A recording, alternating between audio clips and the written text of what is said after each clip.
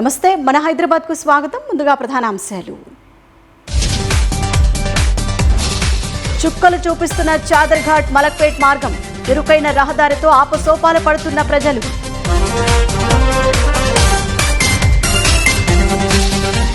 నిర్లక్ష్యం కనిపిస్తున్న కన్నెత్తి చూడని పాలకులు, నిత్యం ప్రమాదాలకు దారులుగా అండర్ పాస్లు.